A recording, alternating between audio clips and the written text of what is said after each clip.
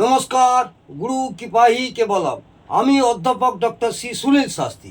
আজ আমি আপনাদের আলোচনা করব 12টা ভাবের শেষ ভাব অর্থাৎ দ্বাদশ ভাব। আমি বিগত কয়েকদিন আগে লগ্ন থেকে একাদশ ভাব পর্যন্ত আলোচনা করেছি। আজ আমি আপনাদের দ্বাদশ ভাব নিয়ে আলোচনা করব। দ্বাদশ ভাবে রাহু গ্রহ থাকলে জাতক জাতিকাদের কি হয় সেই সম্পর্কে বিস্তারিত আলোচনা করছি। মন দিয়ে শুনুন। দ্বাদশ ভাব অর্থাৎ ব্যয় ভাব। দ্বাদশ ভাব মানে ব্যয় ভাব, 12 হাউস।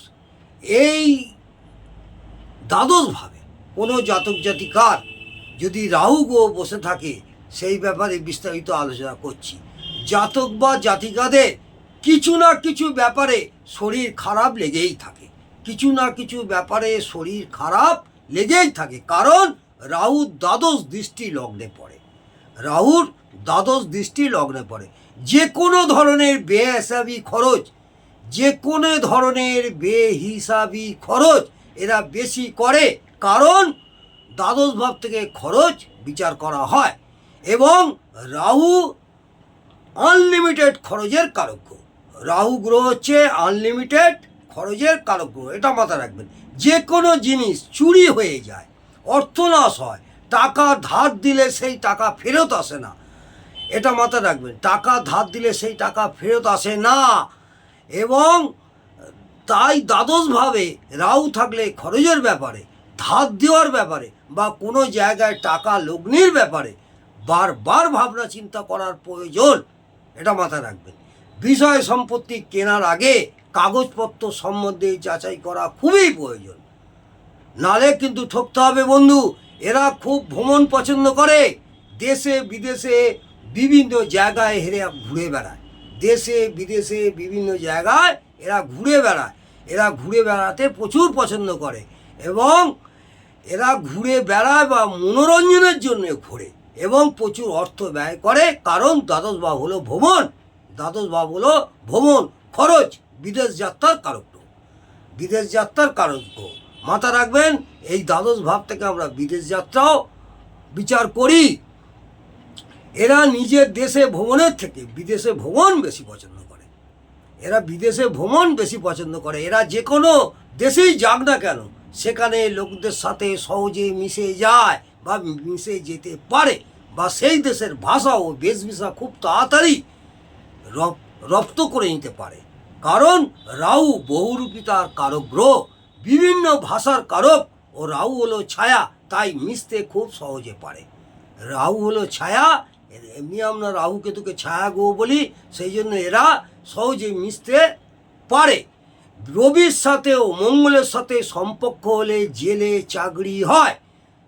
এইসব জাতক জাতিকাদের রবি এবং মঙ্গলের সঙ্গে সম্পর্ক হলে জেল কর্মী বা জেলে চাকরি হয়, কারণ রবি হলো সরকার, রাহু জেলের কারক, মঙ্গল পুলিশ বা রক্ষীর কারক, বা দ্বাদশ ভাব হলো জেল। এরা নির্দিষ্টভাবে বেশিক্ষণ এক জায়গায় থাকতে পারে না, কারণ রাহু চঞ্চলতার কারক। এরা বেশিক্ষণ এক জায়গায় থাকতে পারে না, কারণ রাহু হলো চঞ্চলতার কারক, অস্থিরতার কারক।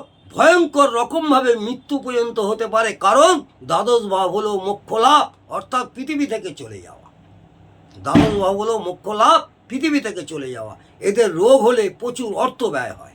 এইসব জাতক জাতিকাদের রোগ হলে প্রচুর অর্থ ব্যয় হয়, কারণ দ্বাদশ ঘর হলো নার্সিংহোম ও হসপিটালের খরচ, ও রাহু হলো অস্বাভাবিক খরচ ও কষ্ট, এটা মাথায় রাখবেন। অস্বাভাবিক খরচ ও কষ্ট। এরা প্রবাসী হয়, কারণ রাহু বিদেশের কারক গ্রহ। এরা প্রবাসী হয়, রাহু হলো বিদেশের কারক গ্রহ। শনির সাথে থাকলে পায়ের হাড় ভাঙতে পারে। এই সব জাতক জাতিকাদের যদি রাহু শনির সাথে থাকে, তাহলে পায়ের হাড় ভাঙতে পারে বা পায়ের দুর্ঘটনা ঘটতে পারে, মাথায় রাখবেন। কারণ রাহু ও শনি মিলিতভাবে ভয়ঙ্কর দুর্ঘটনা ঘটায়।